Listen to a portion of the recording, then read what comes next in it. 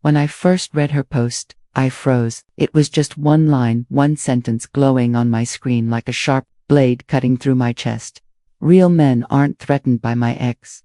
Those words weren't just casual. They weren't random. They carried weight. They carried a message. And that message was aimed right at me. I remember staring at it for a long time, the glow of my phone burning into my eyes as if it wanted me to feel the sting even deeper. My girlfriend, someone I thought knew my heart, had put this out there for everyone to see. Not just me, everyone. Friends, family, strangers. And behind her bold words, there was a shadow I couldn't ignore. Her ex. Let me take you back, because this isn't just about one post. It's about everything that led to that moment. Everything that made me question love, trust, and what it means to hold on to someone when the past keeps haunting the present.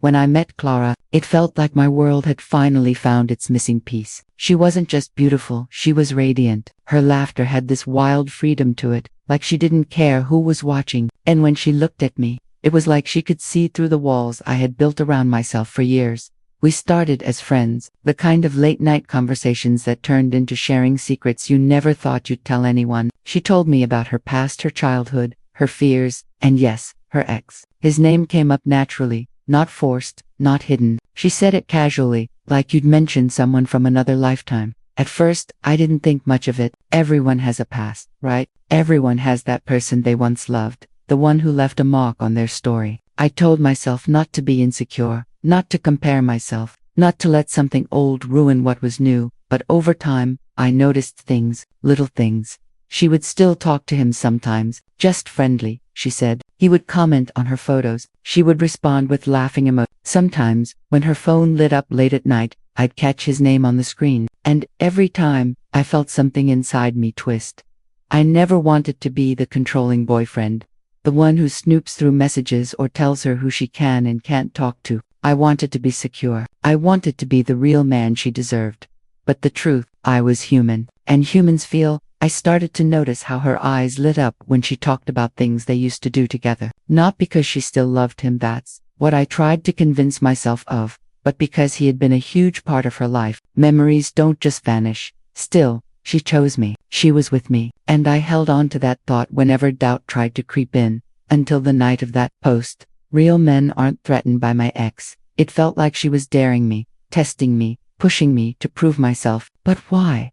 Why did she need to put that out there? Was it a message to him, to me, to the world? I didn't confront her right away. I sat with the anger, the hurt, the confusion. I replayed every moment in my head, every laugh they shared online, every memory she brought up, every time I bit my tongue, instead of saying how much it bothered me. And then something inside me shifted. I realized that silence was slowly killing me. Pretending it didn't bother me was breaking me down. I wasn't jealous because I was weak. I was hurt because I cared. I was afraid of losing her, not because I didn't trust her, but because I knew how strong the grip of the past can be. So I decided to do something bold, something that wasn't about control or anger but about truth.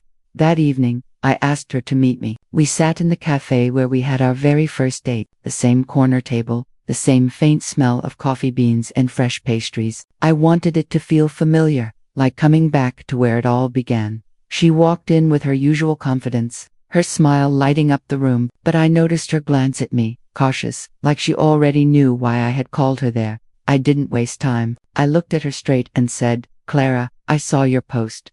Her smile faded. She shifted in her seat. "It wasn't about you," she said quickly, as if rehearsed, but I leaned closer. "Maybe not about me, but it reached me. It landed on me like it was written with me in mind."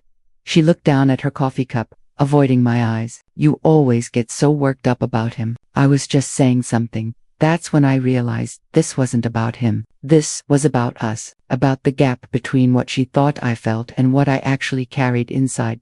So I told her everything, every single thing. I told her how I felt whenever his name popped up. I told her how it made me question if I was enough. I told her that I wasn't ashamed of being human, of feeling insecure, of being scared of losing her. And most importantly, I told her I needed her to meet me halfway, because love isn't about pretending you're made of stone. It's about being vulnerable enough to say, "This hurts me," and trusting that the other person won't use it against you.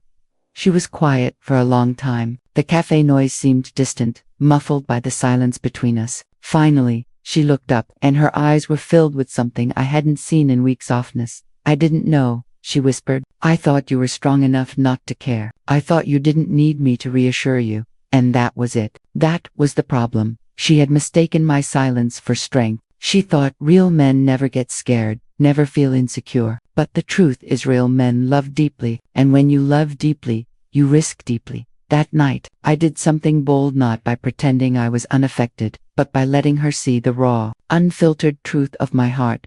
She reached across the table, took my hand, and whispered, I'm sorry, it wasn't about her ex anymore. It was about us choosing to be real with each other. No filters, no social media posts, no hidden fears, just us. And in that moment, I realized something powerful. Being bold doesn't mean proving you're stronger than the ghosts of the past. Being bold means standing in your truth, even if your voice shakes.